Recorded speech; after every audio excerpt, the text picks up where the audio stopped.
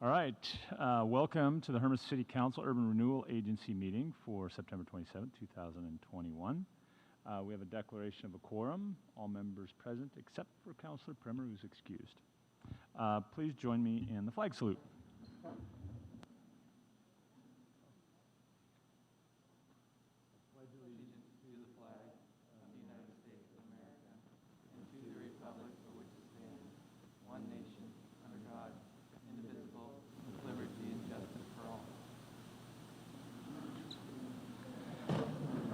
Lily, is that some sort of cruel joke you're playing on us, moving the flag around all the time?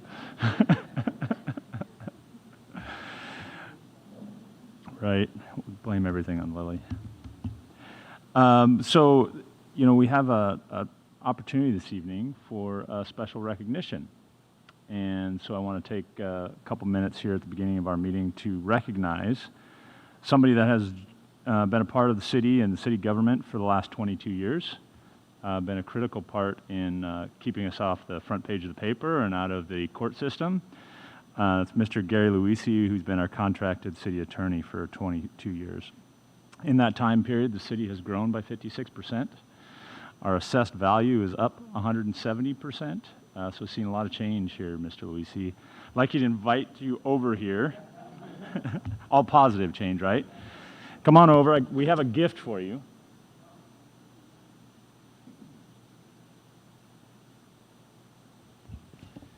So this says, Gary Luisi, in grateful appreciation of 22 years of service as a city attorney from 1999 to 2021. So please stand and join me in a round of applause for Mr. Luisi.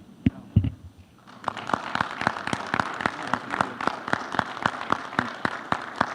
you like to say something? Yeah, I'd just like to say thank you, and it's been looking back on it, it's, I guess, a pleasure to work for the city, a challenge at times, but the people to work with are great, and that's what makes it. And so just keep it going, you guys. Well, thank you, Mr. Luisi.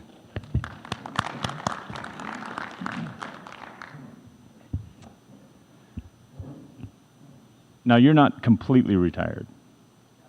Okay, so you'll still be in private practice, staying around town, so we'll get to still see you around. Okay.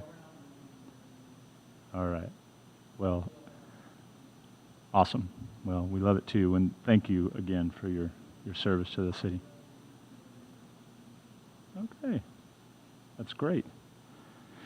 Okay, we also have a proclamation this evening, kind of an exciting event for the Seroptimus group here in town. They're celebrating their 100th anniversary. So I'm going to read the proclamation. Whereas the Seroptimus organization, founded on October 3rd, 1921, works to economically empower women and girls through the access to education. And whereas the Seroptimus of Greater Hermiston area was formed in 2001 and has been an integral part of the Hermiston community for the past 20 years, helping improve the lives of Hermiston women and girls by dispersing approximately 23 Seroptimus Live Your Dream Awards to local women to help them get the education and training they need to improve their employment prospects and economic standing, holding a Seroptimus Dream It, Be It event that helped put local area girls on path towards achieving their career goals, supporting the domestic violence service of Umatilla and Morrill counties to help get women the economic resources they need to break free from their former lives, hosting the annual Festival of Trees Family Day events in coordination with the Hermiston Festival of Trees, organizing and serving food for Breakfast of Champions events for the past several years in conjunction with local area schools and the Chamber of Commerce, organizing quarterly community giving events each year in support of other local organizations such as local schools, Eastern Oregon Mission, Domestic Violence Services, Lifeways, True Care, the Oregon Food Bank, and more. Now therefore, I, Dr. Dave Drotzman, Mayor of Hermiston, Oregon, do hereby proclaim throughout Hermiston, Oregon that October 3rd, 2021 be known as Seroptimus International of Greater Hermiston Day, and encourage extending congratulations to the Seroptimus for its 100th anniversary and celebrate the Hermiston Club for their many contributions to our community. Signed today by me. So congratulations to the Seroptimus, and thank you for their service to the community for the last 20 years and to the United States for the last 100 years. always nice to recognize a local service organization for their goodwill to our community. Ms. Smith, we also have a presentation this evening, kind of a reminder to the council about a program that we joined with the Chamber of Commerce and the Restaurant Assistance Program partnership. Yes, thank you, Mr. Mayor. I'm going to really appreciate the representatives of the Chamber that are here. I'm going to ask Mr. Morgan to give a brief introduction, and then we'll turn some time over to them to talk to us as well. Yeah, just wanted to give everybody a real quick 30,000-foot overview again to kind of remind everybody, because it's been about 5 or 6 months since we talked about this program last. Then I'll turn it over to our friends at the Chamber. So back in around February timeframe, the mayor reached out and wanted to make sure we were doing something to help our restaurant businesses here in the community. Everybody knows they've struggled through the COVID pandemic. Also, at the same time, we'd received a significant amount of funding from the federal government in assistance to the city. And so really at the time, we saw it as a perfect opportunity to partner with our friends at the Hermiston Chamber to really try and roll out some sort of assistance program to the business community. So back at our March, one of our March City Council meetings, we had at the time Executive Director Christina Olivas come and talk to the council, and we talked a little bit about this program whereby the city would be providing about $50,000 to the Hermiston Chamber to allow them to then provide really their on-the-ground technical, business expertise and how to actually most beneficially help the restaurants here in our community. And so it was really a good partnership from the start. At the time when Ms. Olivas came, we got a lot of good feedback and recommendations from the council on how best to implement a program like this. And so a lot of that went into the formulation of this program. Believe it or not, when you go to a business with a new program or implementing something new, a lot of times people may be skeptical about what that may entail and things. So that's really where a lot of the input from the council combined with the expertise from the chamber really led to the creation of really what's 3 programs all wrapped into one, really largely to get again to the council's recommendation of trying to make sure that we're hitting as many of the restaurant businesses in town as we possibly can and try to increase participation from all of those restaurants, not just the ones that chose to participate. And so we have 3 programs. One is the Dining Dollars program, which really they're all gift card based programs. The Dining Dollars is really something that was developed by the Chamber, whereby participating businesses that choose to participate in that program, they would honor those gift certificates and then turn those into the Chamber for reimbursement. Then the next program, which some of the restaurants really didn't want to go through the process of seeking reimbursement and those types of things, the Chamber went out and purchased direct gift certificates from those restaurants because sometimes it just wasn't workable for those businesses to go through the other option. And then the third option is really a program where the several of the chamber directors will go out and just simply use cash to help purchase people's meals, and they'll advertise that before they go out and do those programs to try and drive more business to those businesses that really didn't either want to go through the process of the reimbursement aspect or didn't have gift certificates themselves to sell. So that's kind of the high level overview of kind of how we got to this point. And we have the Chamber's president, Chris Bennett, joining us this evening, and she can kind of help walk you through some of the details of how they helped get this program up and off the ground and where we'll go from here. Thank you, Mark. Chris, you want to come on it? Welcome. Good to see you. Thank you for the Chamber's partnership in this and trying to help drive some business to some of our most damaged businesses within our community this last year. So, yeah, just push the button on the front. There you go. No, I don't do this a lot. So, yeah, thank you for joining us this evening. Thank you, Mr. Morgan. Thank you, Mr. Mayor. So, as far back as I look in emails, it was back in June 3rd when the emails really started going back and forth between Mr. Morgan and the Chamber. And at that point is when we started, like I said, really delving into what's going to work and what isn't work. And this week it's going to happen. So we're really excited about that. So this Wednesday on the Chamber's Facebook page, it'll either be live or a video. We're going to announce where the Friday giveaway is going to be. And that's the way it will happen every week. Whether it's a Thursday giveaway or Friday giveaway, there will always be advance notice to the public. We're also working with the local radio station to be able to advertise that on the radio as well. So we'll do that, and then it will tell the location and the time. So the first Dining Dollar distribution Our goal for this whole program was to be very user-friendly for both the community and the restaurants. And so, in one way, the Chamber felt that it was very important to do that, is to have everything in Spanish and in English. So there will be a spot on the Facebook page where they can hit the translate button and see it in Spanish, and you can see there. So on the screen are the two, on the right and on the left, are the two brochures, I guess you could call it, that describe the program. It's very identifiable. In the middle is what Mr. Morgan was describing as the dining dollar coupon or gift, like chamber bucks type thing. So on the back of that coupon is a list of restaurants that would participate in this. They hang on to them, turn them into the chamber, and by the 10th of the next month, the chamber reimbursed them for that amount of money. And so not all restaurants wanted to go that route. They didn't want to spend time with their staff. They didn't want to have to do the paperwork. They didn't want to have to wait for the money to come back in, which is clearly understandable because not every restaurant can do that. So then we went with the gift card program. So either it's a restaurant that has a gift certificate itself or a card, like a credit card, a debit card, for example, like some of the chain restaurants. So tomorrow I'm going to be going to those restaurants and I'll be getting those gift cards so that those can be given out then to the community and to restaurants. And they will, everything is only in $10 increments. No more than that. There will be no cash given back. So if your bill is $8.95 and you go and use your gift card, the restaurant wins and you win. Nobody gets cash back. If it's over $10, then that's where you have to pay the difference. So for example, Mr. Morgan mentioned the $50,000 in $10 increments. For example, let me just throw out some numbers so you can see the scope of this whole program, which is huge, and I hope it's going to be huge for the community.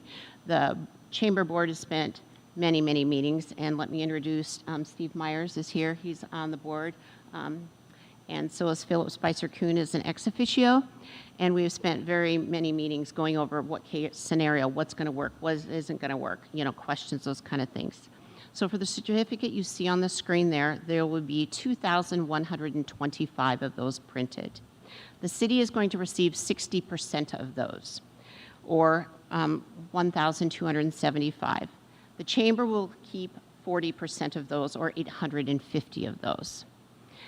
So for the gift cards or gift certificates, we're going to collect 1,875.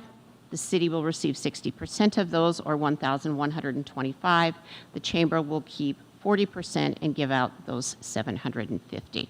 So I'm not sure, but I think, correct me if I'm wrong, Mr. Morgan, I think they're going to be given out at City Hall, Park and Rec, and the library, is how those. So the city is getting those 60% to give out how they choose.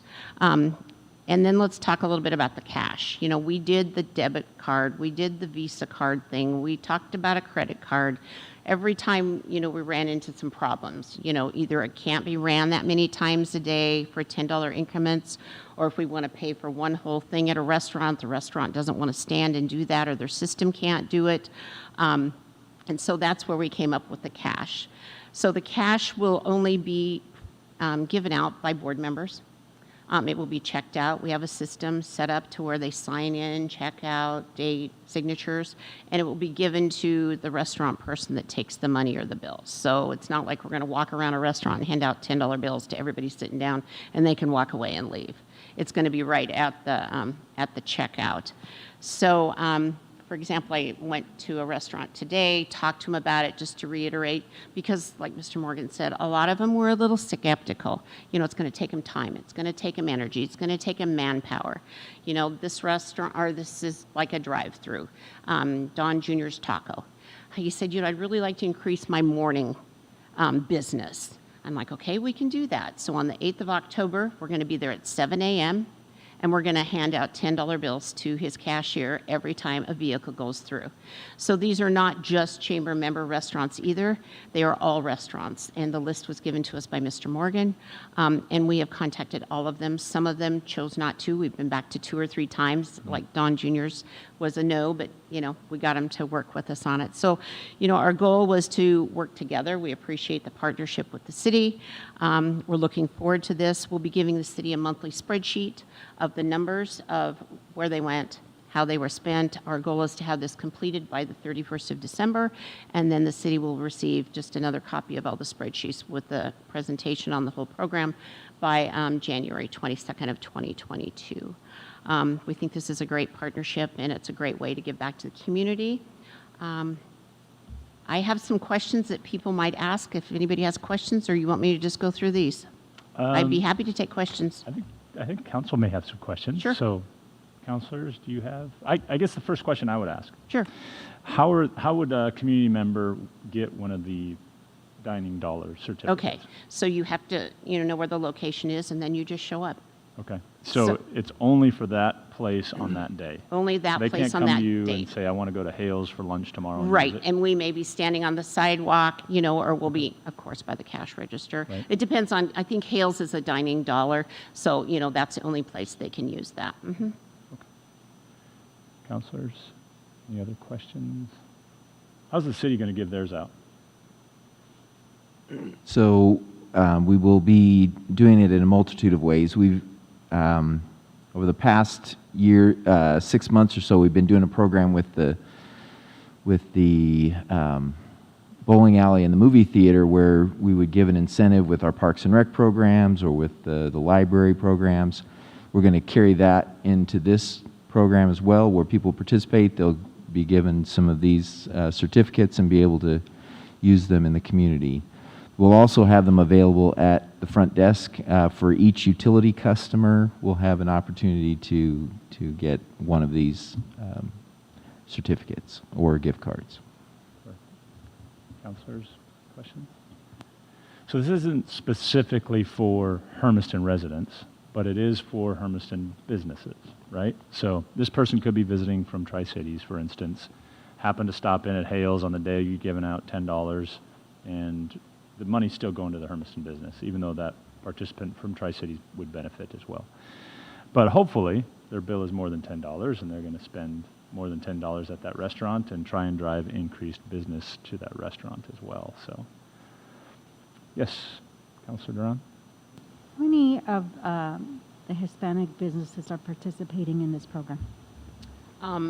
It's whatever list that Mr. Morgan gave us, and we contacted everyone. For example, the cash program was specifically designed for like the food pods or taco trucks, those kinds of things. Maybe if they didn't have, be able to take a Visa card, or they didn't want to mess with a gift certificate. And that's why, a board member will go to the different food pods, stand, and give them cash that way. So I don't have that list with me. Mr. Morgan provided us with that list, so you could connect with him to find out? Yeah, So- the list that we provided, I think it had about 56 restaurants listed on it, and that was really back to another partnership that we had with the Chamber about a year ago when we worked with them to call all of the commercial accounts that we have on file for utilities within the city. And so we went through, and basically every restaurant in town that has utilities with the city got some form of contact by the Chamber on this program. So, Chris, I think to Councilor Duran's question, how many of them responded in an affirmative way? Was it half, 25%? I didn't go to those Okay. because clearly I don't speak Spanish, Okay. but Christina did, I believe. And when she came back, she said there was a little apprehension, maybe because the program they didn't understand the program, or they'd never done anything like this before. And so that's, like I said, I went back again to Don Junior's today and reiterated what the program was, how it worked, and La Palma was one of them as well. Another board member and I went back about 2 weeks ago, and at first they said, no, we don't want to mess with it. We don't want to mess with it. And we went in and explained that, they had gift certificates. We're like, we can work with those. So tomorrow I'm picking up 125 gift certificates from La Palma, so now they're willing to be part of the program. Good. Well, I know that, anytime you introduce, a program, and I'm government and I'm your big brother here to help you, everybody gets a little bit tentative about that help, and there's always some suspicion in that. And I think that's where our relationship with the Chamber really helps in increasing the confidence for those local businesses and our small business friends, especially in the restaurant businesses, that this is designed to help, because they've been harmed so bad in the last Well, and few we're years. even thinking rolling out like a Thirsty Thursday program. Yeah. you know, for like the drive-through, like whether it's Heidi's or OB's or, you know, something like that to help them, because I'm not going to say which one, but one of them chose not to be part of the program at all, and everybody's like, really? I don't believe they didn't want to be part of the Free program. money, right? What? It's free money, right? Why Well, turn it down? yeah, but sometimes people get a little apprehensive, like, you know, is it going on my IRS form, or is it, you know, what do I have to give my numbers for, you know, whatever it is. But we're trying to make it as user-friendly as possible, and like I said, that's why we have it in English and in Spanish, and we did contact all those because we clearly want everyone to be involved. And it's 1 coupon per giveaway. So like if I'm at the park handing out coupons, I can't give one to everybody in the family, but I can give one to one person in the family. Other questions, counselors? Yeah. Yes, Counselor Peterson? So if I happen to like have a favorite restaurant, is there a way that I can look up to see what sort of aspect of the program that they are participating in, so I can make a point of, you know, getting in touch with that Sure. part of it? So like on the back of the dining dollars area, it lists the ones that are participating in that, and then the gift cards. And if you'd like to come to the chamber and ask, that would be fine. Like I said, we're going to roll it out a different restaurant or a different location each time. And so like on Wednesday, we're going to say where this Fridays is going to be. So if you're a McDonald's fan, for example, and you want a McDonald's gift card, you can come on Friday and get one. But will there be like a list of like, is that the only way I'm going to know? I actually have to have one of the dining dollars to see who's part of that, but otherwise I have to look at a different form to see. Well, no, there's really no other form other than the announcement. Like I said, and we worked off the list, and we didn't want to give a list and then, oh, this one didn't want to participate, but this one did. And we didn't want people to feel, you know, that we're singling them out, for example. So like I said, it's on the dining dollar program, and then when we announce it, if you'd like to know the list, you could come down to the chamber and we'd be glad to show it to you and go over it with you. Yeah, Counselor Brown. I just wanted to comment on the translation of the flyer. I think maybe it'd be worth to take another look. Some of the wording is, how do I explain it? It's wrong, and it might convey a swear word.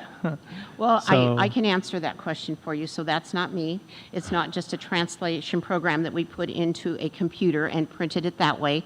We actually went to a certified Spanish translator that works for Greg Smith's Business Resource Center that is provided Umatilla Electric Business Resource Center, and we have access to her. And so everything that is in Spanish goes through the certified translation specialist before we print anything. So she's Yeah. certified, and I don't know.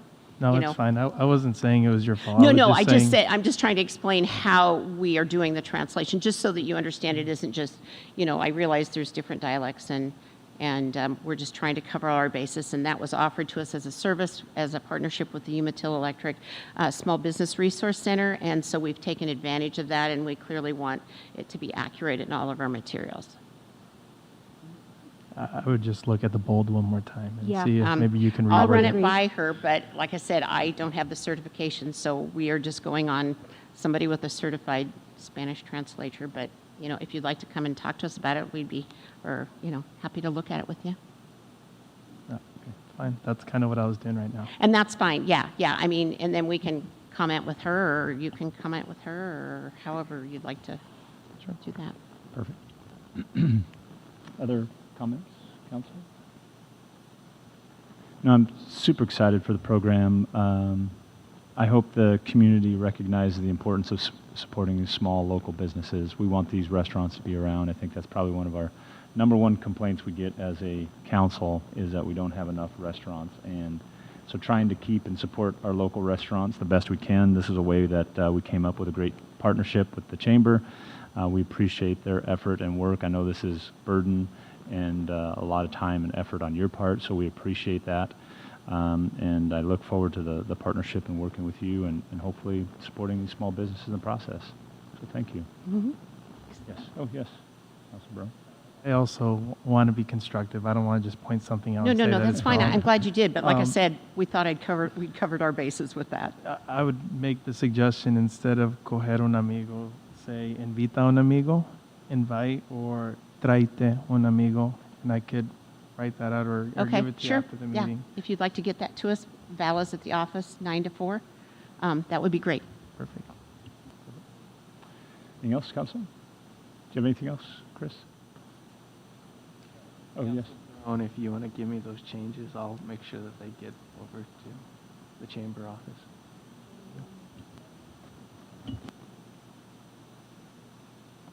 Okay. Okay, Anything else, thank you. Council? We appreciate the partnership. Thanks, Chris. Appreciate you and Mr. Myers for being here this evening. All right, so we're going to move on to time for citizen input. Now is the time for citizens to speak to the council that are non-agenda items. So if it's on the current agenda, you'll have an opportunity to speak to those later. But if there's something that you would like to speak to not on the agenda, please come up to the microphone up front, introduce yourself by name and address, direct your comments to me, and try and limit that discussion to less than 5 minutes. All right, seeing none. Consent agenda. Council, are there any items on the consent agenda we need to pull?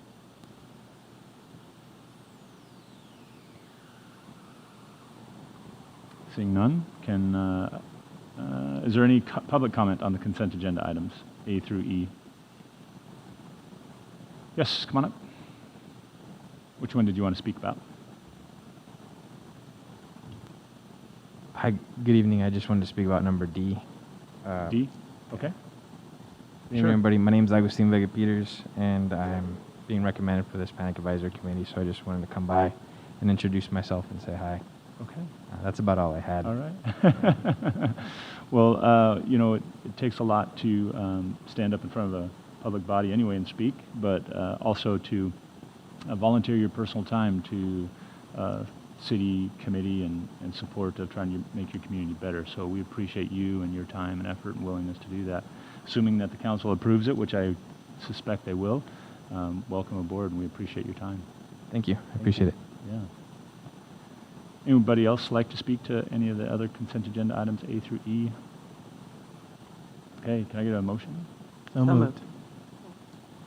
Been moved by Councilor Davis, seconded by Councilor Myers. Okay. I heard down there somewhere, I couldn't tell who it was, that we approve consent agenda items A through E. Roll call. Yes. Yes. Yes. Yes. Yes. Motion passes unanimously, 7-0. I want to thank all of those people that have applied to represent the city. We have 2 new Eastern Oregon Trade and Event Center members as well. So there are still some opportunities in the community to participate on committees.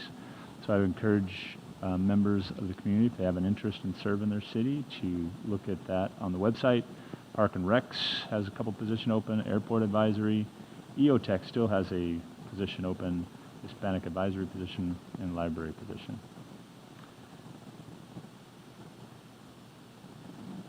All right, so we're going to move on to ordinances and resolutions. Ordinance 2328, updating Chapter 34 of the City Code relating to system development charges. Mr. Smith? Yes, so here we go with another kind of a review of our ordinances and making sure we're current with current state law. And this one is related to system development charges. And the one point I just wanted to highlight is that in the summer, you went through a process of updating the actual fees related to system development charges. This doesn't change any of a few that we'll need to go over with our new city attorney and work on some language. But it's just to do them all at once is kind of overwhelming. Yeah. So we're trying to just take them a step at a time. Yeah, and I just want to remind the city or the community that the ordinances we've started a couple years ago, I think, updating those and going through the process of updating them with state law and up-to-date language. And so this is just part of that process that we've been trying to get all of our ordinances in updated fashion. So no changes fiscally to the community. Correct. Just updating language. That's Any right. comments, questions from the council? Any public comment? Okay. Can I get a motion to approve ordinance 2328 as presented? So moved.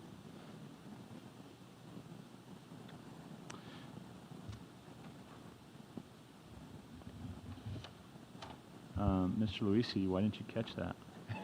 This is your last night. What are you doing here?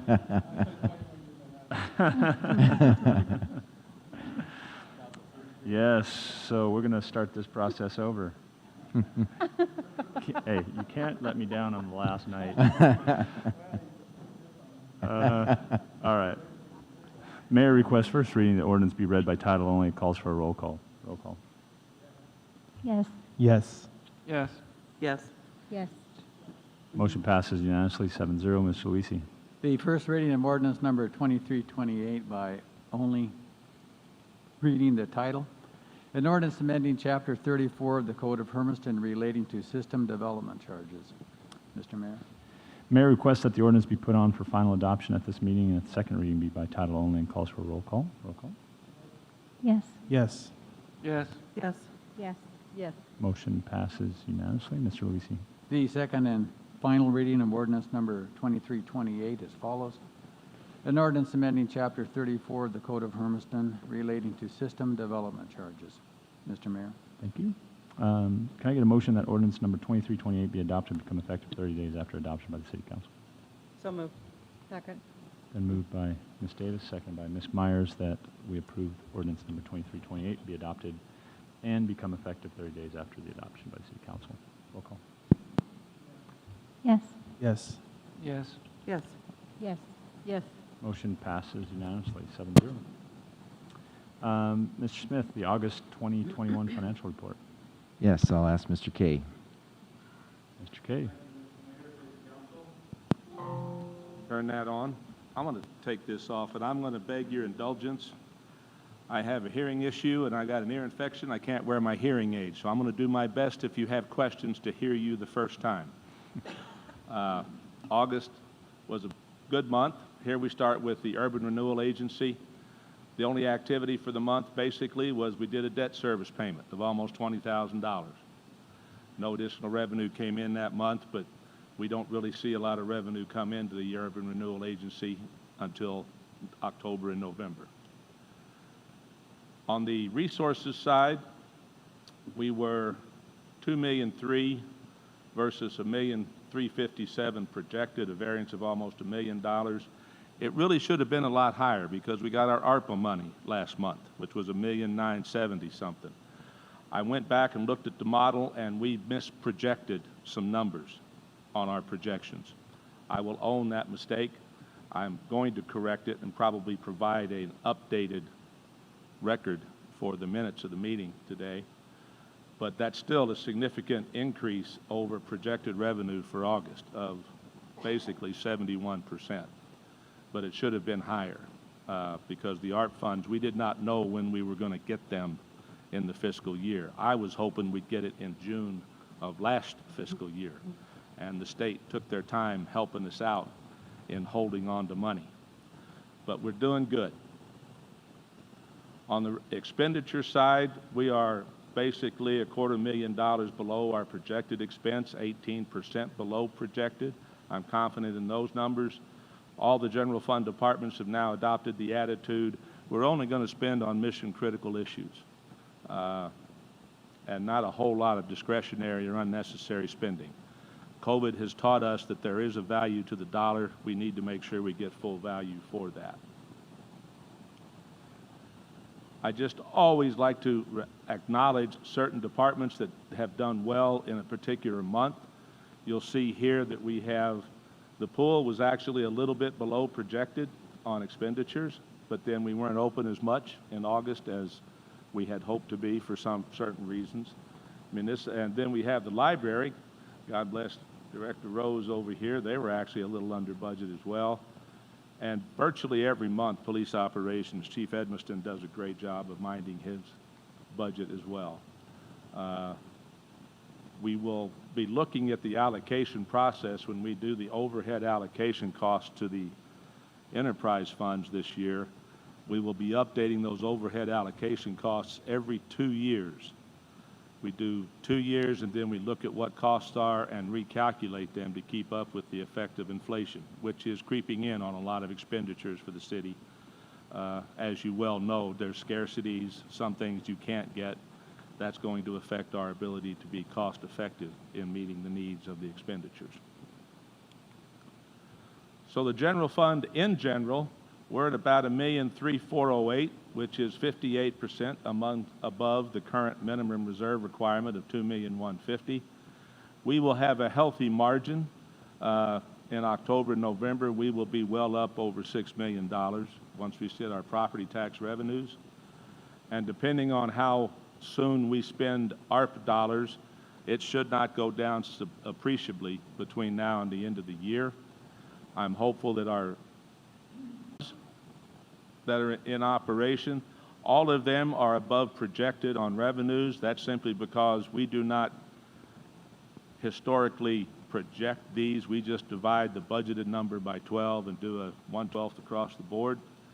But they're doing very well on the revenue. We got a couple of places. We've got some money that's been spent ahead of time, has been planned with HES. And then the Regional Water Fund, been some work done. I guess they're only $20,000 over their expenditures, but it still looks pretty good. 2 months into the year is really not a good snapshot of what's going on with these funds. The first quarter and second quarter will give us a better idea of how actually they're doing. I think they will be fine. I'm not concerned about the revenue processes there. And Mr. Morgan makes sure that most of these stay in line with their expenditures with capital improvement projects and regular operations. And here we are with our capital projects report. I would tell you, let me get to my notes.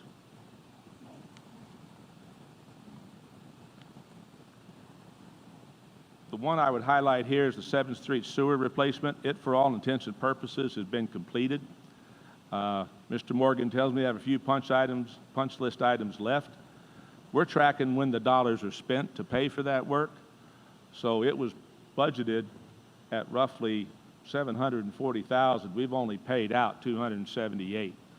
So we still have some payments to make, and that's how I'll know when the project is done on a, for lack of a better term, an accounting basis. But as far as the work being done and all, that's pretty much accomplished. But we'll always track later on closing it out and taking it off of this list once we pay everything and the project is considered complete. The second list, not a whole lot there. I try to give you an update every month. Many of these projects are in design in conjunction with Anderson Perry on what they're drawing up, and they'll be done either later in the spring or early summer. I'm not too sure about what's going to happen. I just see there's design work being done. And we do pay for some of those as we go, but as far as major construction, a lot of these are not slated to start till after the winter time. And then here's our, what I call our city capital projects report. You want me to comment on the airport apron, Mr. Morgan? We thought the airport apron rehab could be done hopefully by the end of November. It's gotten pushed out to the spring. The contractor does not have the capability or the bandwidth to be able to get to it for a lot of reasons that Mr. Morgan has discussed with them at great length. We're now projecting that we hope to be done by May 27th with punch list items to be done by June 30 to keep it all in this fiscal year. We're going to hope we can do that because I don't like making adjusting entries at year end on major projects. So through no fault of our own, or I guess maybe it's just circumstances, but that project has been rescheduled. The Riverfront Park rebuild, I'm given to understand from Brandon Arts that they have had a meeting the first part of this week with FEMA, and they were hoping to have some decision about when to break ground this week or next. So I'm not sure how soon that's going to happen on the relocating the bathrooms and parking lot, but I'm hopeful that the construction actually starts pretty quick. And then finally, South Hermiston Industrial Park Local Improvement District, you've seen the dirt turned, they're moving. Construction excavation began August 2nd, so they're moving right along, doing good. And I'm hopeful that that gets done on time with completion expected by October 31. And I've not heard anything that they may not be able to be done by then, okay? And that's all I've got. I'll be glad to stand for any questions the council might have.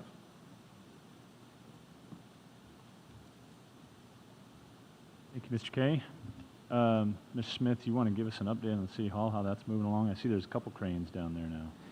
Yeah, so the steel erectors are on site, and they're the ones using the cranes. And, you know, it's great to see some coming out of the ground.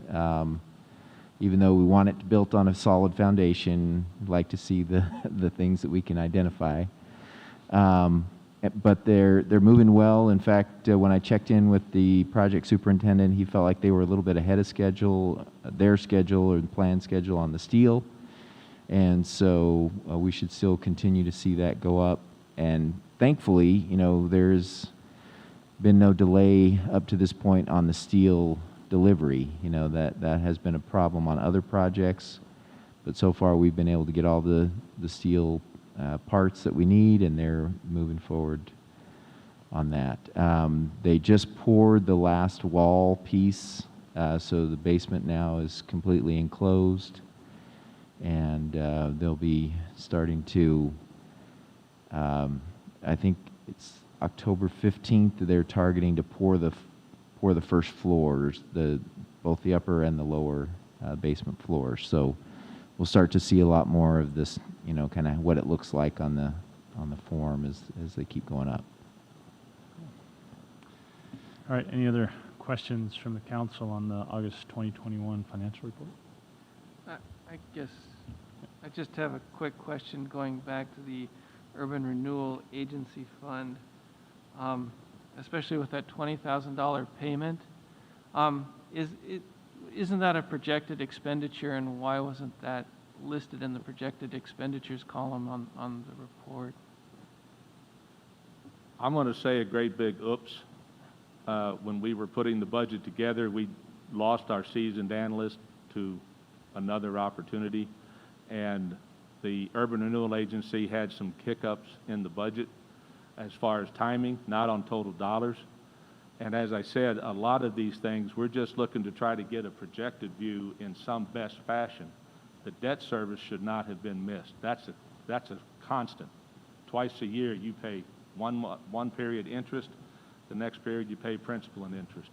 We just missed the timing on it. Question? Any other questions? Council? That'll be included in the projected revenues moving forward then? The projected I mean, revenues? not revenues, expenditures of that. No, it does not. It does not impact the expected expenditures. Oh, but it will be included going forward. Yeah. Yes. Other questions, councilors? Any public comment on the August 2021 financial report? Seeing none, can I get a motion to accept the August financial report as presented?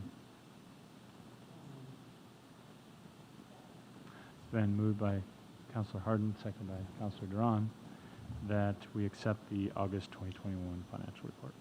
Roll call. Yes. Yes. Yes. Yes.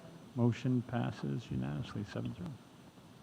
Airport ground lease, K2 Aerial Application LLC. Mr. Smith. Yes, Mr. Mayor, this is basically a standard version of our lease as we lease properties at the airport. This is K2 Aerial Application has been operating out of the airport for about 6 years, and now they're working towards constructing their own hangar, and this lease would allow them to do that, and it leases the ground essentially to them to build their own hangar and continue operations up there. And be happy to, the terms as far as the rate, all those things are really standard with the rest of the leases that take place. So they pay to construct the hangar, and so they're just paying us a ground lease, and it's consistent with every other ground lease that we have up there. Correct. How much capacity do we have for more hangars up there? Mr. Morgan? Yeah, so it all depends on where you're asking, because it's location. So this area that he'll be constructing at, we're really running out of space for box hangars on the west end of the runway because of the angles and geometry that Airport Way comes in. Off to the east end out there, there's not nearly as good access to utilities, water and sewer in particular, powers out there, but we have more than ample amount of ground available out to the east. But just right now, it's just closer into some of those utilities. So, as I mentioned in the staff report, developing a box hangar in this location is exactly what's called for in our 2020 airport master plan that just got updated. So, this is exactly what we want to see up there. And so, I hope that we start seeing even more interest on some of those ones off to the east. Perfect. Well, congratulations to K2 aerial application. Mr. Mayor? Yes, sir. If I may, there is an underlying thing, too.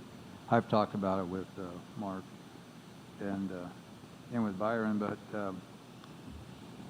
it's my opinion that these ground leases and sales of property and purchase of property need to come before the council rather than just being handled by the city manager, such as public purchasing up to a certain amount, because it does involve land and it does involve laws of real property, and it can get complicated.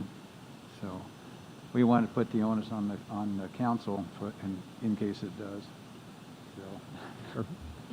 So this is a 20-year lease, as I read it, and with the option of having 5-year extensions on it. It is still the city's property. That's correct. In the end, whatever's on it, I mean, if they move out, it's ours. Right, or they are allowed to tear it down and take it with them, Right. but not likely. Yeah, right. Okay. Any other questions from the council? Ms. Myers? Is there a term on their lease that, like, a 20-year lease, whatever they? Yeah, it's a 20-year lease with the option of 2 5-year renewals. Okay. Yes. Others? Just how is the pricing figured? It looks like $17 to $18 per square foot. It seems really cheap, I guess, for industrial land. Mr. Morgan? Yes, obviously, pricing on the airport is a pretty niche market segment, and so it's pretty tough to compare. So we have to compare with all the other similar type airports, in Eastern Oregon, Eastern Washington, those types of things. But not all of these airports are created equal. Even us, compared to the airport in Pendleton, they're a completely different classification of airport. They have a tower, a lot of those types of things. So it gets pretty difficult to kind of compare exactly what the market is like. Also, on top of that, the FAA has a pretty strong oversight in what we're really allowed to charge. They want to make sure that the airports, number one, remain financially viable so that we're able to at least be covering our costs of operating the system. But at the same time, the FAA provides us with 90% of the cost of a lot of the capital cost to operate and maintain the airport. So they really want to make sure that we're not, overcharging and turning this into a profit center for the city. So really, we had an intern here a couple of years ago that did a pretty good job of going out and surveying all of the other Eastern Oregon airports and getting a rough gauge on the market for where we're at in the market, what types of amenities that we have available. Some of these airports, smaller airports, don't have things like card lock fuel systems, a lot of those types of things. So all that to say, it's kind of complicated, but we've done our research and we feel pretty confident that we're in the meat of the market for what the pricing should be. And the previous tenants, how long have they been there, and have they had rent increases during that time? Yeah, so we typically, on most of these leases, we try to keep all, as Mr. Smith mentioned, these terms are virtually identical to all of the other existing operators up there. We do go in and adjust those ground lease rates upward every so often as some of these older leases come up for renewal. We'll raise those, and that's where we've gotten to that 17 cents per square foot price right now. This lease in front of you this evening actually bakes in an increase over time so that we don't have to go in and manually adjust those as much over time. So right now up at the airport, in terms of, we have really two different types of leases up at the airport. This is a ground lease where, again, we're leasing the dirt and somebody comes in and builds a private hangar on it. We also lease hangar space in hangars that the city owns the physical structure, and then we have 10 to 12, depending on the building, box leases inside of that building, and we'll lease those. And so this is one of those where it's ground lease. We only have about 8 or 9 of those up at the airport right now, and so we don't have a huge number of these types of leases, but it's, again, substantially similar to those others that we have up there now. Other questions? Councilor Duran? What does that average a day Average a day in terms. cost for someone leasing? I believe I put it in the staff report in terms of on an annual basis. I think it starts out at about $1,500 per year is what it will be. So I guess that'd be about $3 a day in terms of price. Yeah, about $4 a day. Other questions, council? Okay, so you have some recommendations here. How would the council like to proceed? You have a couple options here. Approve lease as approved by the Airport Advisory Committee, recommend lease alterations for consideration by the Airport Advisory Committee, or reject the lease. Anyone want a motion? So moved. I'd like to move that we, option number 1, approve the lease as approved by Airport Advisory Committee. Okay. Would you like to second that, Mr. Ron? Yes, I will. Okay.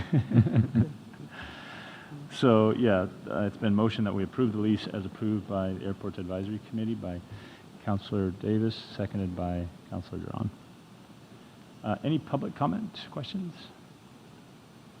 Seeing none, roll call. Yes. Seems like they're getting a heck of a deal at $1,400 a year for a ground lease. But a yes or a no? I think it's kind of a reluctant yes. It would be nice to see us get a little bit more money for that kind of. I mean, this is a large space and a large piece of ground that we're leasing. But for now, yes. Yes. Yes. Yes. Motion passes unanimously, 7-0. All right, on to committee reports. So, does anybody have a committee report they'd like to make this evening? Yes, Mr. Brown? We had a Hispanic Advisory Committee on the 20th, this last Monday. Unfortunately, we did not have a quorum, so we didn't really get to approve any minutes or any of the such. However, we did have some intriguing conversations. Obviously, they weren't really be able to be approved because we didn't have that quorum. However, the next Hispanic Advisory Committee we will turn that also into a focus group for the Hermiston 2040 Committee. So we encourage members of the community, as well as just anybody that'd like to participate, to come out to our next Hispanic Advisory Committee. It's going to be the 3rd Monday of the month. Also, one of the other things that we just talked about was a recent bill that passed. I can't remember the bill. However, its intention is to winterize homes, more specifically trailers. There are some nuances behind it. So, for instance, this winterization can't happen if you don't own the trailer or if it's in a trailer park. So that kind of threw a wrench in some of the things. However, its intention is to winterize older homes, make them more energy efficient, and so more of the heat or cooling stays within the home. So this is a program that is out right now. I believe Greg Smith's office had a meeting over this to disseminate the information to the community. I will forward council members information about this so that you guys can be aware of the program, and if there's any community members in need that might fit that category, then hopefully pass that information along. But that was essentially it. Ms. Smith, it seems like we should be able to identify some of those people based on their service, where they're at, located, and potentially send out information in their service bills. Is that possible? Clint, do you think we could work to identify a home that might qualify for those programs? Would we have the age and that type of thing? We'll see if there's a way that from the data that's available, if we couldn't send out a mailing to those properties. it's a great program because some of those homes are, you know, not very efficient, and their costs of, you know, heating and cooling and operating those are through the roof. And so I know the UEC is also working on a program too to kind of update or replace some of those older homes with newer, more efficient homes as well. So helping to offset the homeowners' costs of living. It's a significant difference maker. So yeah, if we can find a way to let them know and encourage them to apply for those resources, because again, I think it's free money, right? Sure. So hopefully we can encourage people to take advantage of that. I Ms. attended Duran? that same meeting, and I believe they were looking for three people at the beginning because they want to help the people go through the process, work out the kinks before they kind of open it up to the entire community, because they want to be able to know what some of the hurdles might be. They don't want it to be cumbersome type of a format or forms that they have to fill out. They want to make it as easy as possible for those that, you know, are eligible for this type of a program. So for now, I believe they had those three folks identified that they're going to work through, because it involves the state, it involves federal programs, and so they want to be able to kind of see how the workflow goes. And so this is a different program than what you're talking about. You said this was a state program? I believe it was a House bill that was passed, but that information was given out in the meeting with Greg Smith. However, I wasn't present for that meeting. Okay. It was during school time. Unfortunately, I couldn't it take was it a off. different meeting. Okay. So, We'll research it and see if Perfect. there's anything we can do to help. awesome. I Any other? attended a library board meeting, and the library has fully staffed. They just hired a new staff person. The library director, Mr. Rose, they've gone over with the architecture plan in place. He's anxious to get his building back. So we talked a little bit about some of his plans for the future. So it was exciting. And it's my understanding that they're also going to have a new resident up there. Yes. Yes, he's right next door to Mr. Mr. Rose. Rose. So you'll have the new city attorney's office will be in the library as well. Yeah. Right. Okay. Yeah, we're just squeezing you out everywhere, aren't we, Mr. Rose? But you'll get a beautiful, wonderfully new constructed space when we're all done. So thank you for sharing with us. Any other committee reports? Nothing? Okay. Mayor's report. I guess the only thing I will mention to the council is I have applied to the League of Oregon Cities to be their treasurer.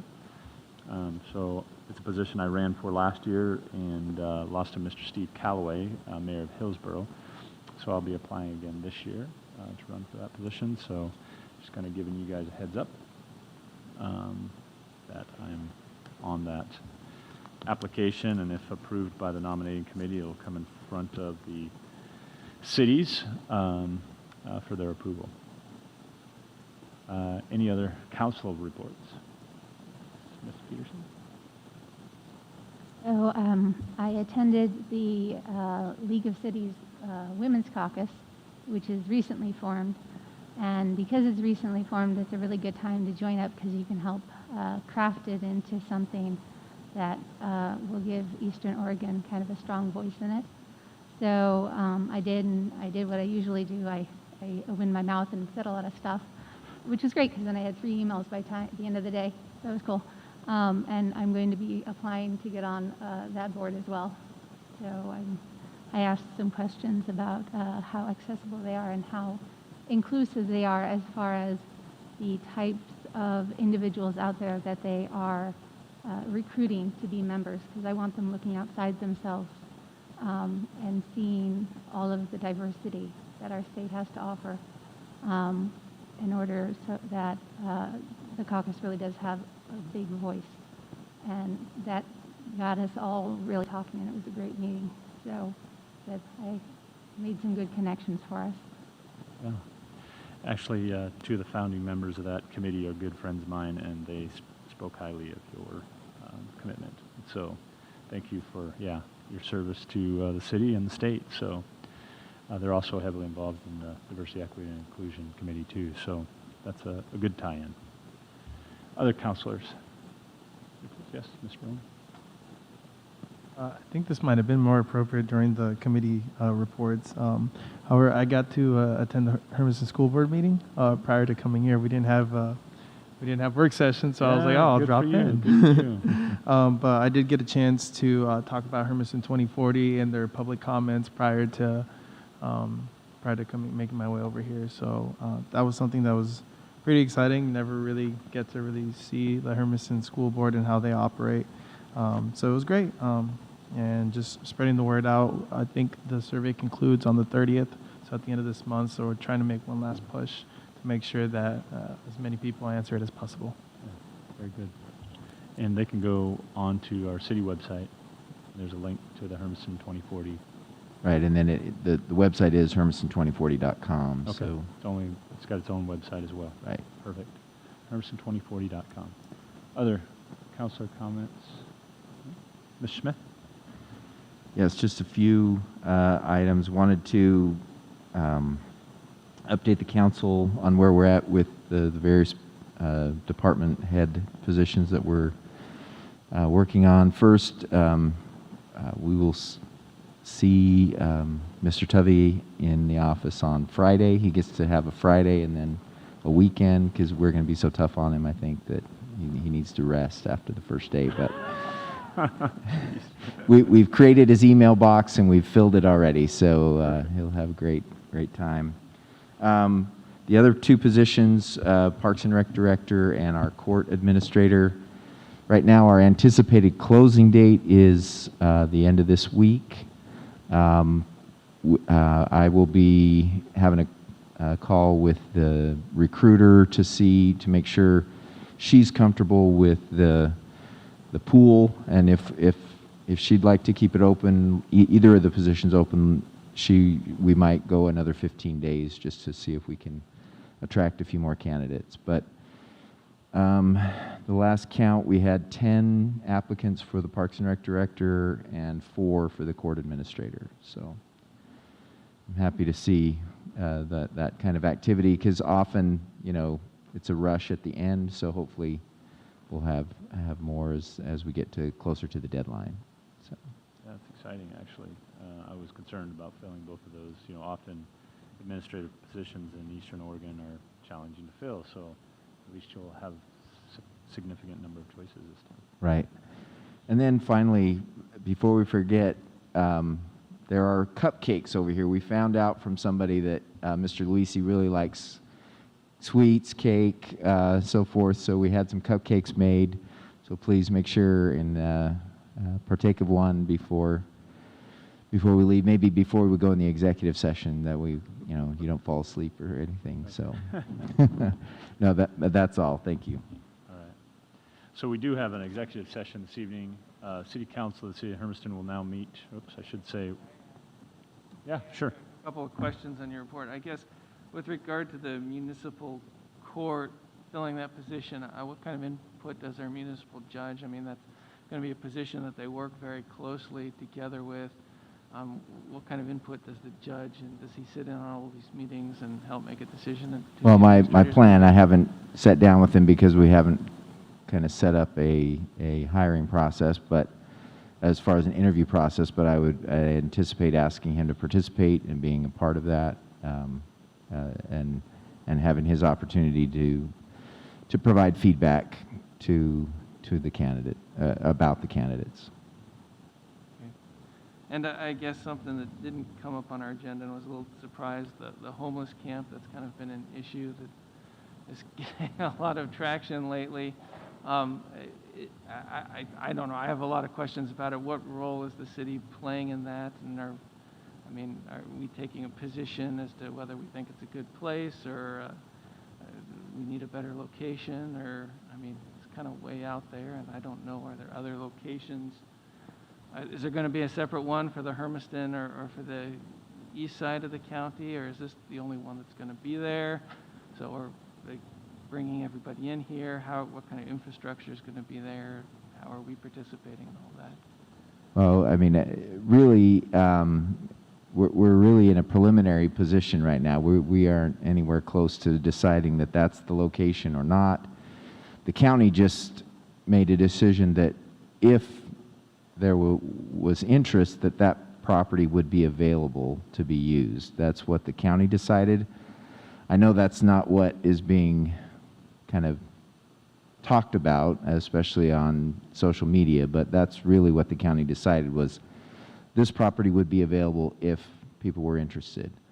Now, really what we're trying to do right now is start at what kind of services do we want from a homeless shelter or programs, what kinds of things do we want out of that? And so we've been having discussions among the 4 cities and the county on the west side to determine that, and then also having discussions with Stepping Stones, because they are also working to try to provide some services now. They want to try to find a location that would be at least a temporary location for this winter for those who might need some warming station type services. So they're working on that, as well as interested in a longer term solution. So at this point, we're involved in the discussions. I anticipate it'll be a few months when we would have more of a public forum to talk about, here's a list of what we think. What does the public have to, to think about it or to say about it? And our goal with the 5 entities that are working is to find one location in the west end of the county.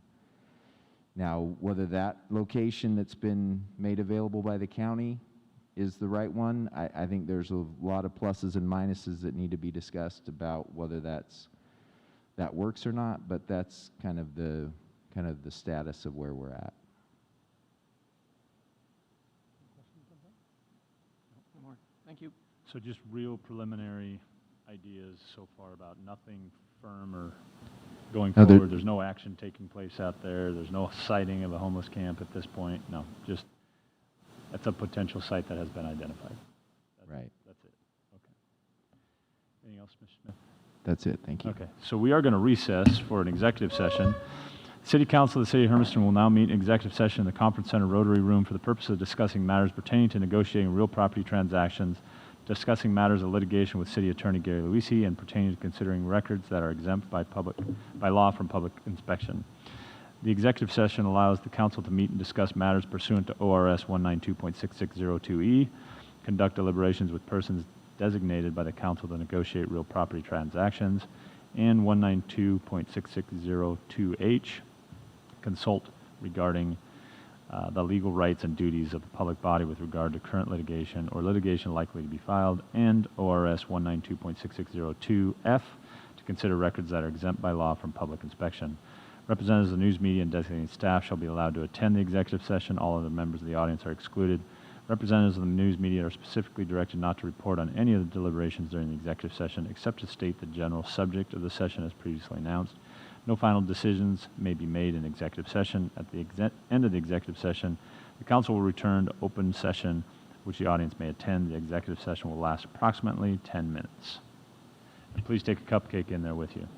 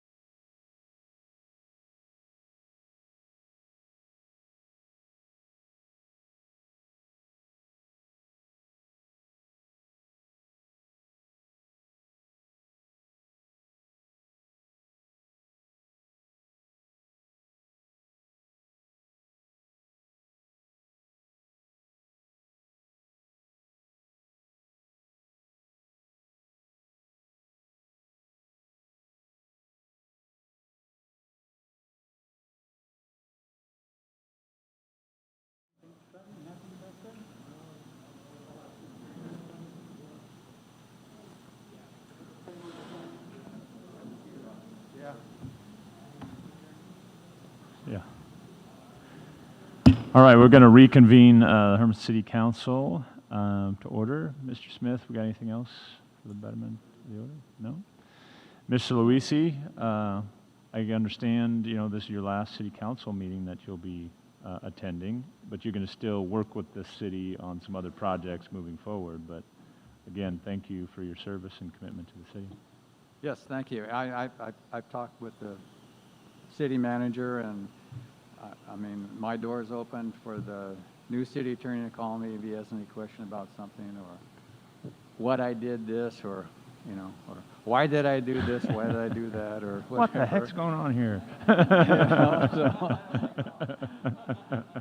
I will be defending myself, I suppose. All right. Well, thank you again for your 2020